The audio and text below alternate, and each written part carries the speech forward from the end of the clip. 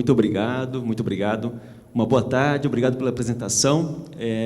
Primeiro, eu gostaria de parabenizar a organização que está realizando esse belo evento. Realmente me surpreendi, cheguei agora há pouco de São Paulo e presenciei assim uma bela estrutura, muitas imagens, uma experiência fotográfica muito bacana, e eu acredito que é um evento que veio para ficar.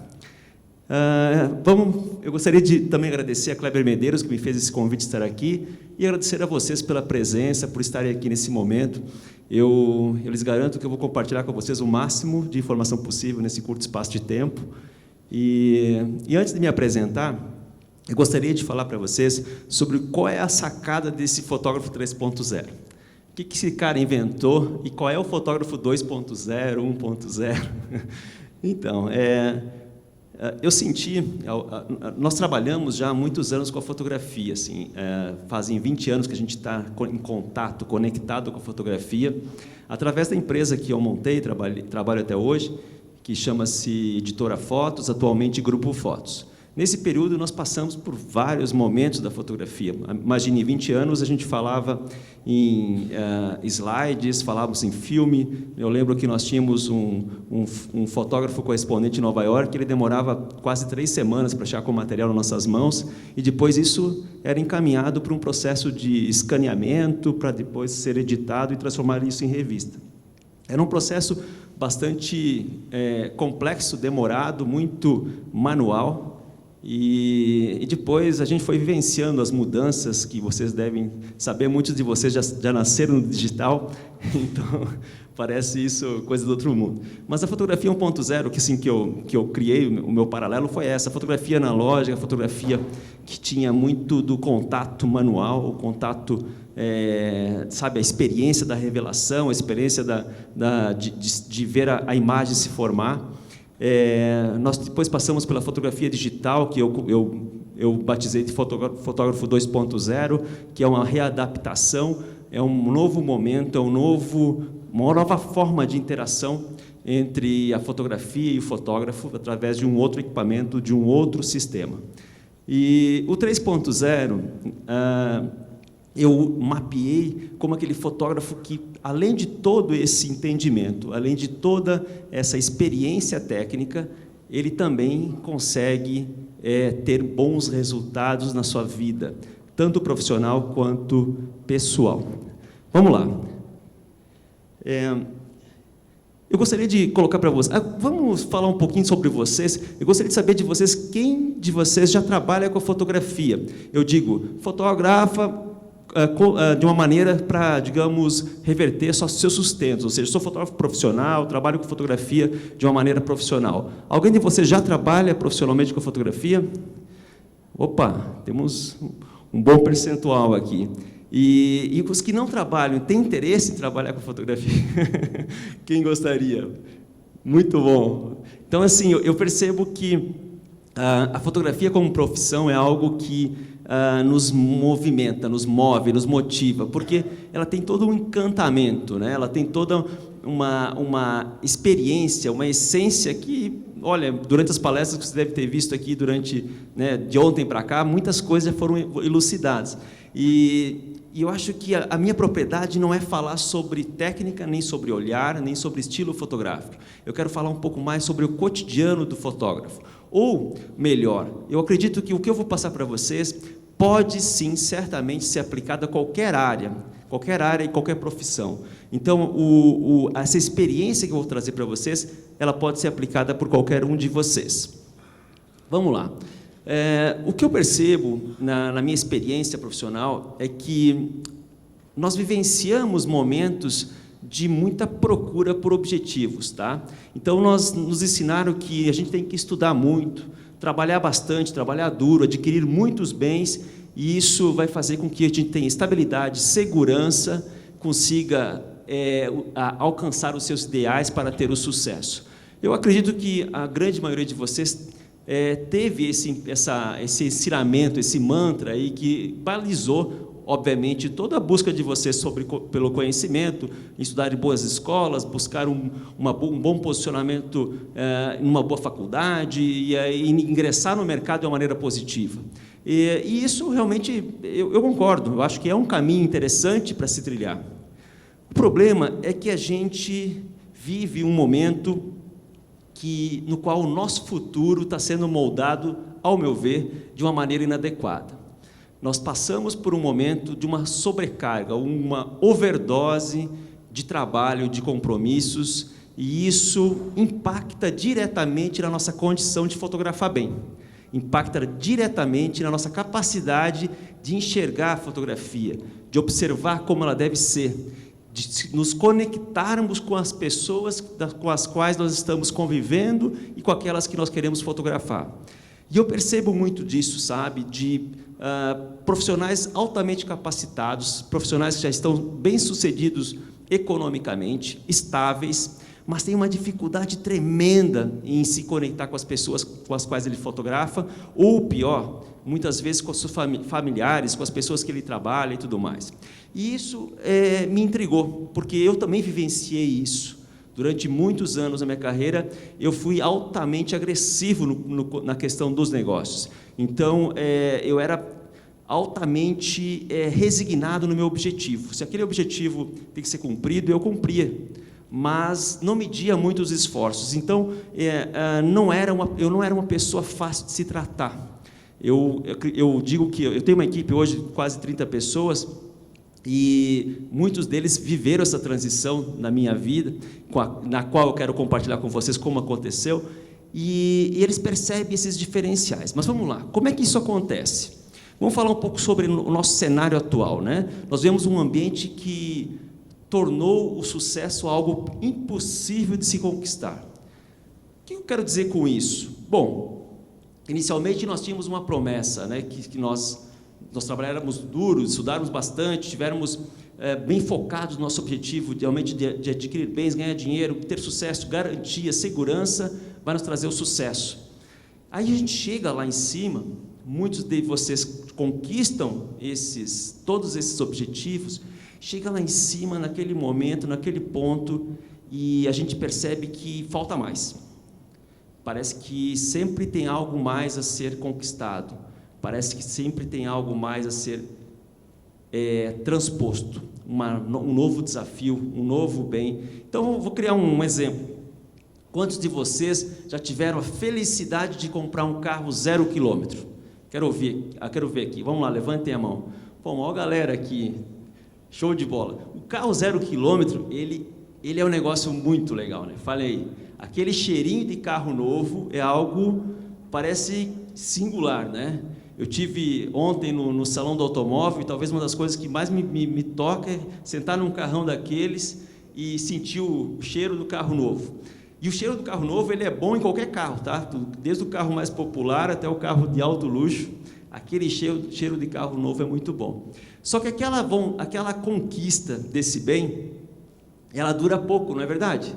Eu acredito que depois dos 3 meses, mais ou menos, aquele cheiro já não te toca mais, mesmo que ele exista no carro.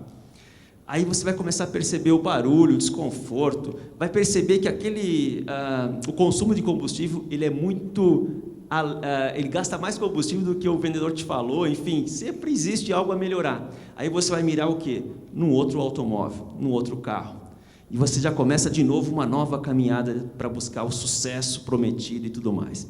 E a gente vive assim em todas as escalas da nossa vida, porque nós, de certa forma, fomos domesticados, entre aspas, a entender que esse é o caminho de se ter sucesso. Vamos trazer agora para a fotografia. Então, o camarada pode, eventualmente, mirar uma câmera fotográfica, aquela câmera dos sonhos, e ele compra aquela câmera dos sonhos.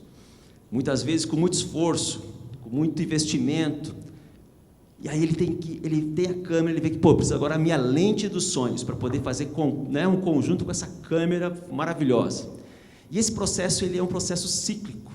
Então, aquela satisfação que você tem, breve satisfação que você tem quando você adquire algo, quando você conquista algo material, ela, de certa forma, ela não é o sucesso. Ela não é o sucesso. E é nisso que eu quero mostrar para vocês. Como é que está acontecendo hoje? Nós vivemos um momento que os smartphones, as redes sociais, essa conectividade que nós temos com o digital, ela nos dá muita vantagem em relação ao que existia no passado. Nós temos muito mais velocidade em todo esse processo.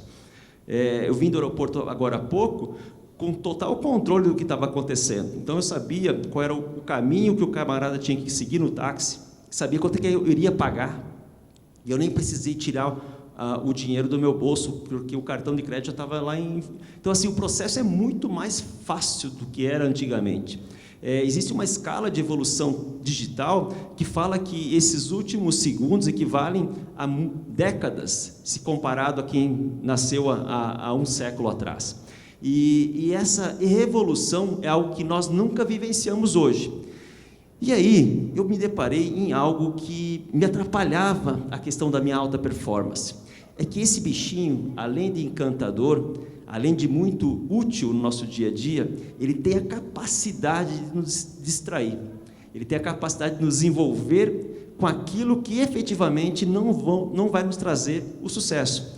Então é muito fácil se distrair com esse camarada. Eu fui atrás de alguns artigos que apontam aqui pesquisas sobre a queda de produtividade no trabalho.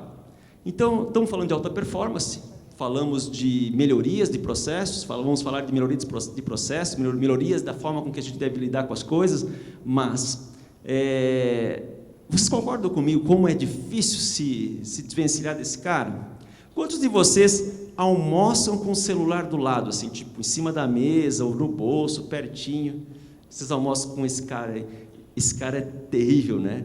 Você sabia que o fato dele estar próximo de você já gera uma conexão, uma vontade de ver o que está acontecendo?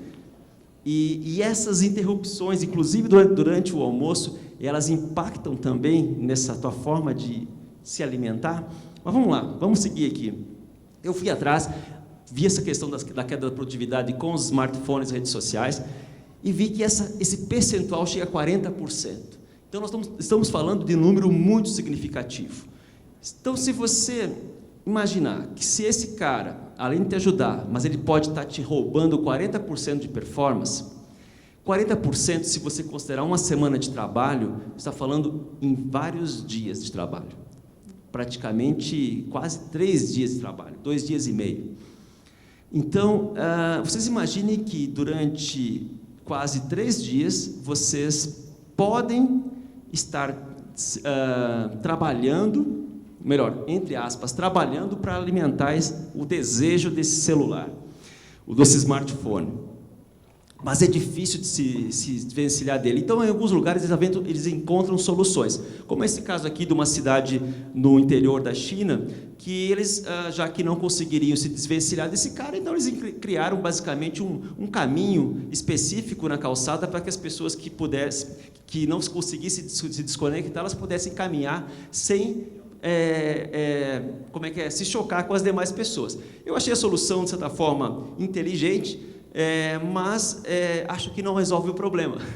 O problema não é esse, efetivamente, né? Mas vamos lá, tem mais aqui um outro caso, olha só, bem sinalizado, bem organizado, mas as pessoas agora pararam de caminhar. Você percebe ali na foto, elas não conseguem nem mais caminhar, então ficou bem mais complicado. Bom, vamos lá falar sobre algo que eu gostei de experimentar e estudar, foi a questão sobre a overdose mental. O que é overdose mental? Eu fui atrás de alguns estudos que eles medem os nossos inputs. Os celulares, eles são os grandes precursores desses inputs diários. O que seria isso? Você imagina que a cada conexão que o teu celular, vamos dizer, vibrou, ou uma mensagem que chegou, ou, enfim, qualquer interrupção é um input. Mas não é só isso, tá? Quando você acorda pela manhã e vai escolher o que você vai tomar de café, são vários inputs. Você está vendo o jornal ou a televisão, enquanto você está tomando café, você está recebendo uma série de inputs, e você vai pegar o carro, você vai ver onde é que está a chave. Enfim, os inputs são todas aquelas informações que o teu cérebro recebe durante todo o período de qualquer informação externa. E eu fiquei de cara, assim, fiquei impressionado com o volume de informações que a gente tem que lidar diariamente. Nós, seres modernos, digitais, nós recebemos um volume absurdo de inputs diários. E aqui eu vou convocar vocês para brincadeira. Vamos ver como é que vocês encaram isso. Então, assim, se cada pessoa recebe inputs diários, houve um estudo nos Estados Unidos, eles mediram, foram lá, vão medir. Os americanos adoram fazer estatística, né? Então, eu acho ótimo porque você conta com uma série de estudos e é só trazer para cá. E eles começaram a medir quantos inputs diários as pessoas teriam que lidar hoje numa sociedade moderna. Alguém de vocês tem ideia de quantos inputs diários nós precisamos lidar? Alguém arriscaria em 5 mil? Mais de 5 mil? Mais de 10 mil? Alguém acha que mais de 10 mil? Mais de 10 mil? Mais de 20? 20 mil inputs dia? Não. Pois é. Alguém mais de 20? Não? Então, opa. Vamos ver se eu acho aqui. Aí, valeu. Obrigado. Então, nós trabalhamos hoje com um volume de até 90 mil inputs dia. O que isso impactou? Impactou numa situação, vamos dizer, eu diria que seria o principal problema que nós vivemos hoje na nossa sociedade, tá? Nós não temos um cérebro preparado para esse volume de inputs. Com isso, nós tivemos que fazer escolhas, nós tivemos que adaptar o nosso cérebro para que ele dispensasse aquilo que nós não consideramos interessante e focamos apenas num pequeno universo de inputs diários. E um deles é a questão do nosso fascínio pela tragédia. O que eu fiz? Eu peguei, comecei a analisar o quanto de informação boa e ruim chega até nós diariamente. Eu fui num dos principais portais de conteúdo do Brasil, talvez o que tenha a maior audiência atualmente, e eu fui medir como é que essas notícias são impactadas no nosso cotidiano. E descobri, através de algumas biografias, que nós temos uma aptidão muito grande, uma vontade muito grande de ler aquilo que não é bom, de não ler aquilo, de ter contato com informações que não nos impactam positivamente. Mas, enfim, como é que isso acontece? Observe aqui, ó, em vermelho eu deixei sinalizado as notícias que eu considero notícias ruins, e em verde eu comecei a sinalizar aquelas que eram positivas, porque elas me impactariam de forma positiva. Eu fiz isso durante mais de 30 dias. Aqui vocês podem observar que a maior parte das situações, elas trazem notícias negativas. Só que assim, quantos por cento isso acontece? Observem, olha só, 85% das notícias que eu li durante aqueles 30 e poucos dias, elas eram notícias que não me impactavam de uma maneira positiva. Vocês imaginam, então, a força que existe em cima disso? Nós temos uma overdose também de notícias ruins. Só que isso reflete também no nosso cotidiano. Por quê? Se nós somos impactados por um volume grande de algo que não é legal, quando nós sentamos no almoço, no jantar com a família ou com amigos, ou quando a gente se reúne através de alguns grupos de WhatsApp, basicamente o que a gente faz é reverberar, é passar adiante aquilo que nós estamos sendo impactados. Só que é o seguinte, o que isso tem a ver com alta performance? Bom, eu fui além, eu vi que alta performance, quando você quer ter um maior volume de criatividade, um maior volume de produtividade, você precisa de foco e concentração.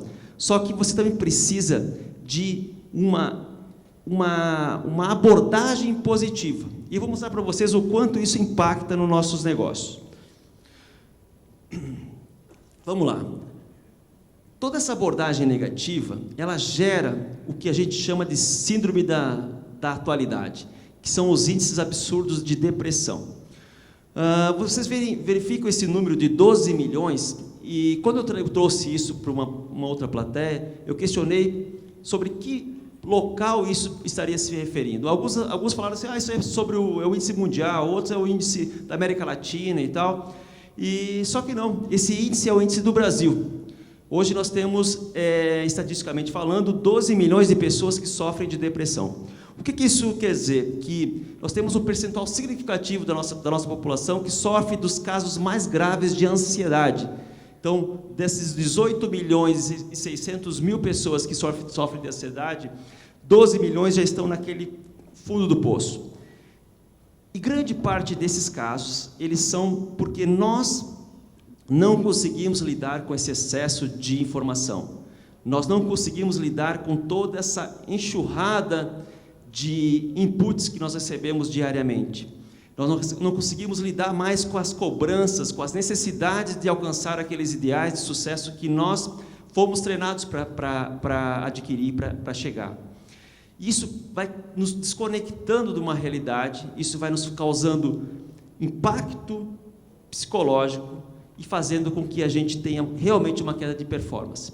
Nós falamos do país do futebol, o país do carnaval, o país onde todo mundo, de certa forma, tem um alto astral, gosta de dar risada, gosta de contar piada, ri das próprias situações políticas e econômicas, não é verdade? E a gente está com um dos maiores índices mundiais de depressão e ansiedade. O de ansiedade, inclusive, tem o maior índice mundial. Nós somos líderes mundiais nesse número. O país da alegria, o país do futebol. E isso me deixou muito perplexo. Falei, cara, eu estou estudando administração, gestão, finanças, estou estudando estratégia, marketing, estou tentando lidar com todas as variáveis que vão fazer com que a minha carreira e o meu negócio fluam. E eu não posso virar as costas para esses valores, esses números. Olha só, no Brasil, 11 mil casos de suicídio por ano. Olha só onde isso acontece, 23% dos casos acontecem na região sul, que é uma região com uma população pequena, ou seja, uma região onde ainda tem uma renda per capita interessante, onde tem um volume de capital significativo, e o aumento é em 30% dos jovens. Então, ou seja, nós temos um aumento de 30% em casos de suicídio entre os jovens. Falei, cara, o que está acontecendo com esse mundo, velho? A gente trabalha com muitas pessoas na nossa equipe que são jovens, e a gente percebe que esses camaradas estão super instáveis. Tem dia que o camarada está fluindo, de repente ele está enlouquecido, está no fundo do poço. E temos que monitorar isso. Não só com quem trabalha com a gente, monitorar também com os nossos filhos, com as crianças que estão próximas da gente, porque está acontecendo cada vez mais cedo o negócio. Isso é muito louco, porque, eu nunca estudei isso em gestão de empresa, eu nunca estudei esse aspecto mais, vamos dizer, psicológico do negócio. E agora estou tendo que estudar sobre esses comportamentos para poder entender o meu negócio, as pessoas que se relacionam comigo, entender também como é que o meu cliente se comporta. E foi um universo tremendo. E nesse processo dessa caminhada toda, algo que me tocou muito foi quando eu entrei numa situação de depressão. Então, eu vivenciei isso, eu tive essa expertise. Então, posso lhes dizer que não é uma coisa simples. Não é simples de ser identificada, não é simples de ser observada pelas pessoas que te cercam, porque ela acontece lentamente, e não é simples de sair da parada. Então, quando eu entrei na primeira vez, na verdade foi a única vez que isso me afetou, mas quando eu entrei na minha primeira depressão, eu deprimi tudo, deprimi meus relacionamentos, meu casamento, deprimi inclusive a minha empresa. E isso foi em 98, quando eu entrei no chamado Zumbi Mode. O que é o Zumbi Mode? Ele de certa forma, é um termômetro para ver se você está caminhando para o buraco. Como é que funciona? Funciona assim. Eu acordava pela manhã, me levantava, ia escovar os dentes no mesmo processo, sem nenhuma reação. Pegava, sentava na mesa, esperava a minha esposa me servia o café, a gente tomava o café junto, às vezes a gente não falava. Eu pegava, levantava, dirigia o carro, entrava num túnel, porque eu não enxergava nada que estava acontecendo, sentava na minha mesa do escritório e esperava o tempo passar. Quando chegava o horário de ir embora, eu tinha que ir embora, pegava o mesmo túnel, voltava para casa e repetia as mesmas coisas todos os dias. E o que era muito impactante naquele processo é que, quando tu entra nessa parada, tu não consegue, primeiro, perceber que você está nisso. E, segundo, ninguém te tira daquele negócio, sabe? É um negócio absurdo.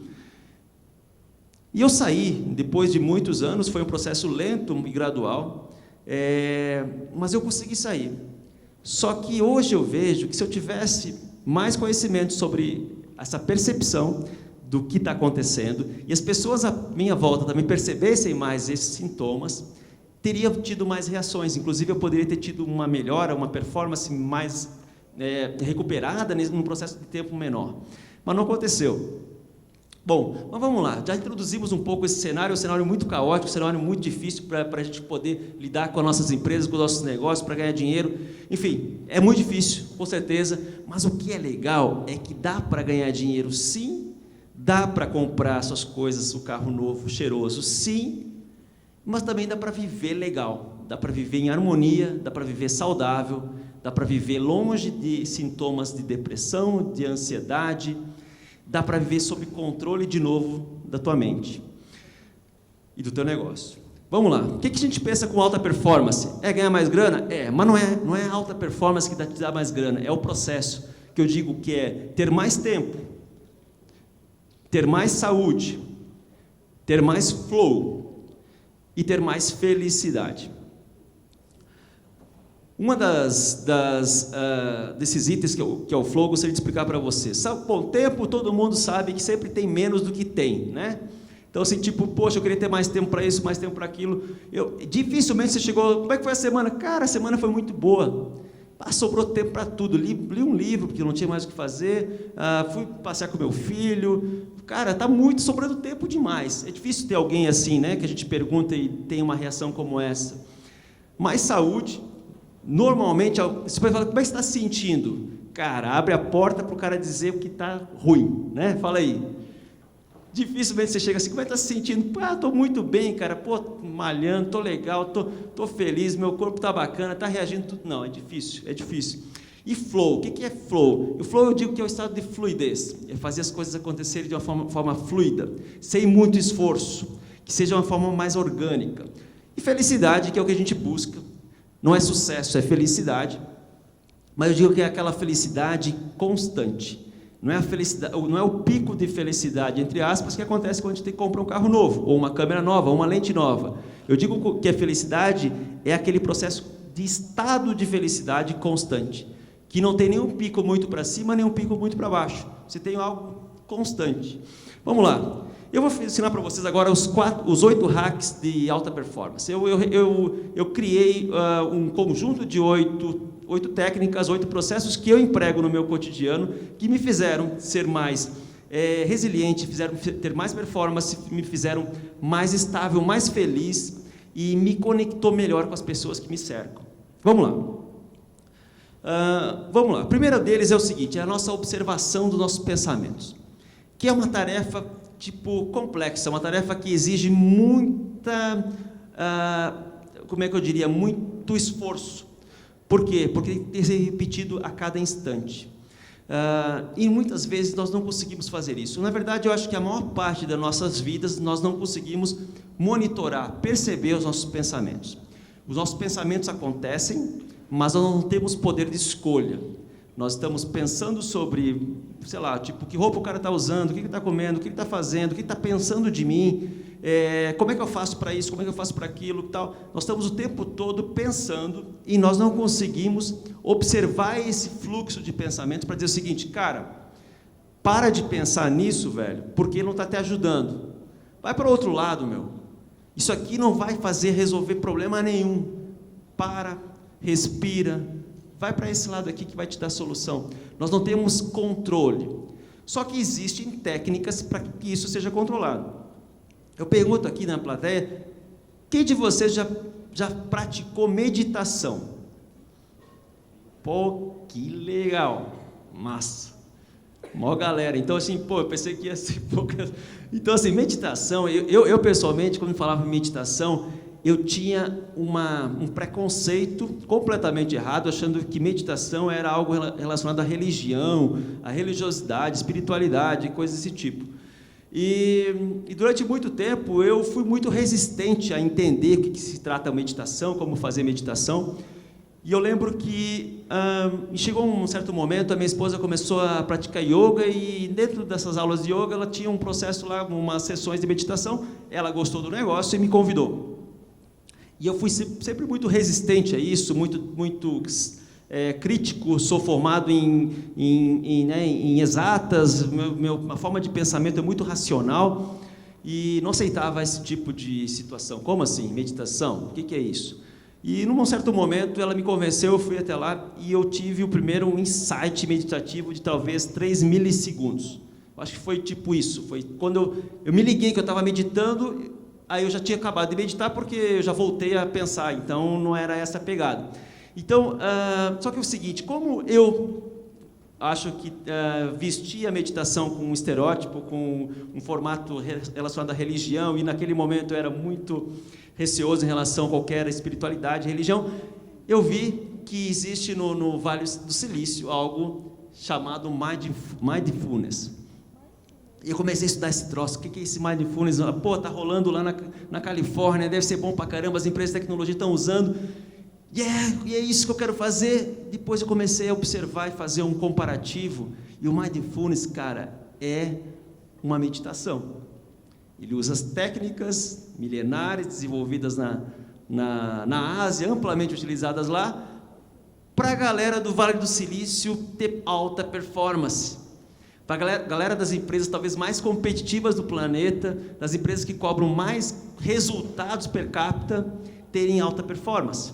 Eu falei, cara, vou praticar esse troço. E funciona, principalmente se você conseguir fazer isso todo dia. Tem que fazer todo dia para funcionar, na verdade. É exercício, é que nem malhar, é que nem na academia, é que nem mudar um hábito alimentar. Tem que ser todo dia, senão não funciona. Eu queria ter um slide que coloquei sobre o cérebro. Falamos antes sobre a questão dos jornais, das notícias ruins que a gente recebe nos grupos de WhatsApp, nos jornais, na internet, e vimos que como esse aspecto positivo das notícias, negativo das notícias, elas impactam na gente. Só que o positivo também impacta muito. Existe dentro da área da psicologia a tal psicologia positiva. E eu não sabia disso. Comecei a ler sobre esse negócio e falei, cara, isso aqui é uma nova invenção da forma de ver as pessoas, de ver o meu comportamento, o comportamento de quem me cerca. E o quão importante é utilizar o lado positivo das coisas. Então, assim, tá chovendo, cara, que bom que tá chovendo, tem sol, que bom que tem sol, e é isso aí, e eu não posso mudar, não posso mudar, porque vai continuar chovendo, e assim por diante. E eu acho que essa é a pegada.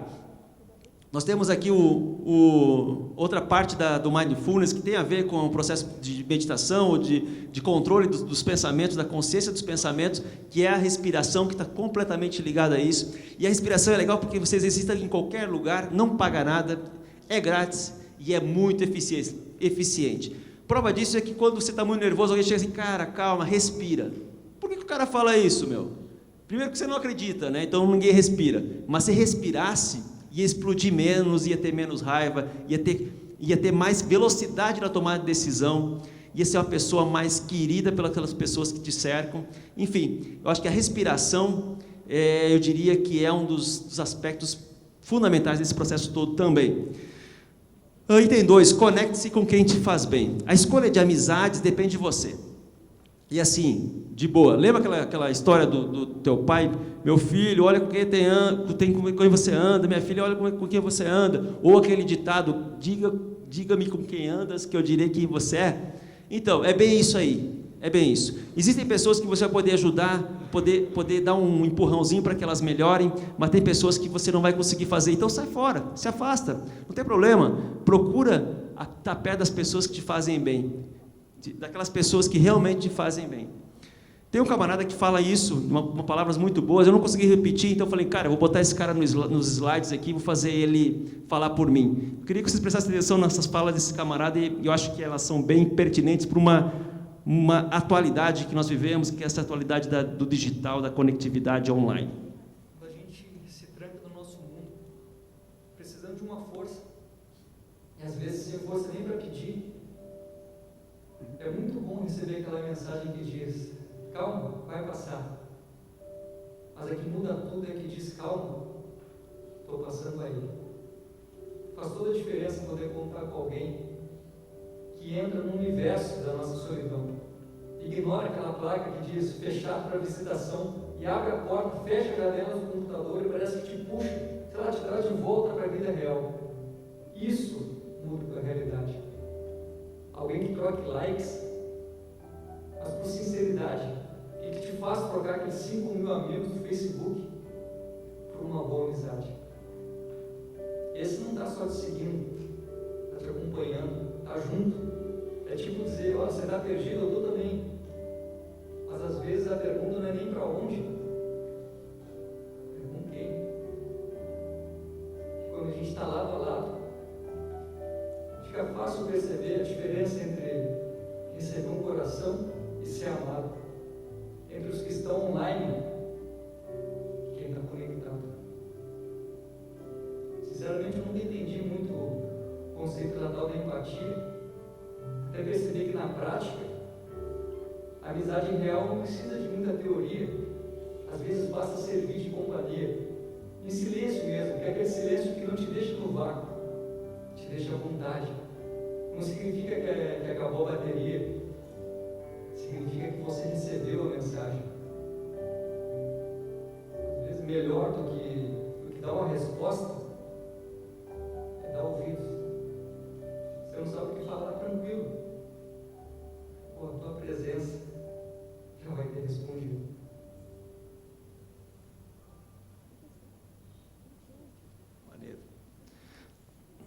Maneiro, né? Legal esse vídeo. Eu acho ele bem pertinente. São palavras simples, mas que elas tocam exatamente no ponto onde a gente tem que tomar muito cuidado e atenção. Quando somos gratos, falando sobre psicologia positiva, um dos aspectos que trata é sobre a questão da gratidão. É você ser grato mesmo, grato por ter acordado, por ter uma roupa, por estar aqui nesse auditório, por estar vivo. E quando somos gratos a tudo que está no nosso cotidiano, nós temos menos riscos de doenças mentais. Isso comprovado cientificamente. Nós temos mais empatia, nós temos mais satisfação nos relacionamentos e nós ativamos uma área do cérebro que controla as emoções negativas. Então, se você é grato, você não tem muita vontade em falar conteúdos negativos. Você se sente menos atraído sobre condições negativas. Então, a gente fala sobre a gratidão, que eu acho é algo que tem que ser exercitado, assim como a meditação, assim como você tem que exercitar qualquer coisa que você queira criar uma rotina, queira melhorar. E a gratidão ela te dá mais, torna pessoas mais tolerantes, ela te dá menos ansiedade, e a gratidão te reduz o índice de depressão. Vamos lá, galera. O item 4, observe-se. Eu falo sobre nosso corpo mesmo, a casa onde nós moramos, e como isso acontece. Eu li um livro, que eu vou indicar logo mais para vocês, que ele falava sobre uma forma muito diferente de entender nosso corpo.